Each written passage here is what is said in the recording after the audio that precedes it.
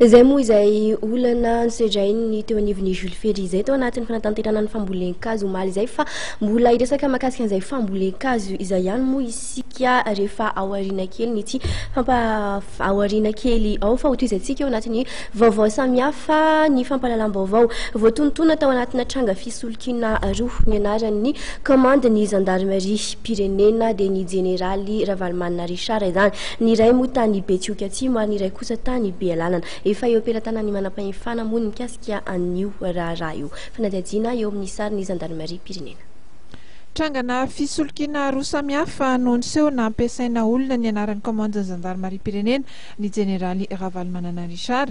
Ny voalohany dia tany Betioka Atsimo faritra Atsimo andrefana nisy dahalo fantadaza antao hoe manahadaza voasambotra ny zandary ny faraparan'ny volana janoary teo no niresaka alatromby ny aro avon'olona. Nisy lehilahy iray vaotoliara tonga nitondra taratasy amin'ny tsorana n'io dahalo voasambotra io nilaza fa rahalahy n'ity jeneraly ity. John Ravalomanana moa no voalaza fa anarany attestation de déclaration de perte nisy io anarany io no nasehony tamin'ny fizavanany karapanondrony rehefa natao ny fanadidiny dia fantatra fa pisy loka iray rangaha ka nosamborina ary natolotra ny fitsarana toliara ny 2 febroary ary aveo dia nampidirina Amponjavonjy maika. Ny tranga faharoa kosa dia tany Bealanana faritra Sofia ny herinandro lasa ihany.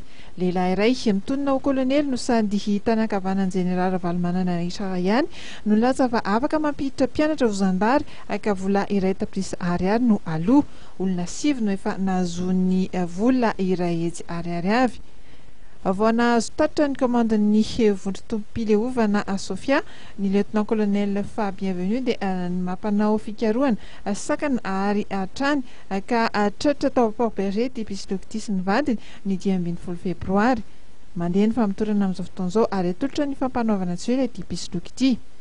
Mampatsiahy ny anivon'ny gendarmerie pirenena fa ny fisolokina dia eloko voatondro sy fahaiziny andininy fa 5,700 ao amin'ny fehezan-dalàna famaizana ka enim-bolana hatramin'ny 5 taona tranomaizina no sazo miandry azy ireo miampy lamandy hatramin'ny 8 hetsy iray tapitrisa iray ambulance.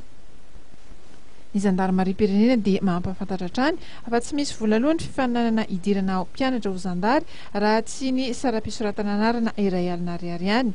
Manentana andretra ihany koa izy ireo mba hampandre azy ireo raha misy toe-javatra mampiahiahy eo amin'ny fiarahamonina mikasika ny asan-jolana ny fisolokina. Ny laharana maitso maimaim-poana 119 ho an'ny Airtel, Stelma ary 305 moa no ahazona ny gendarmerie pirenena.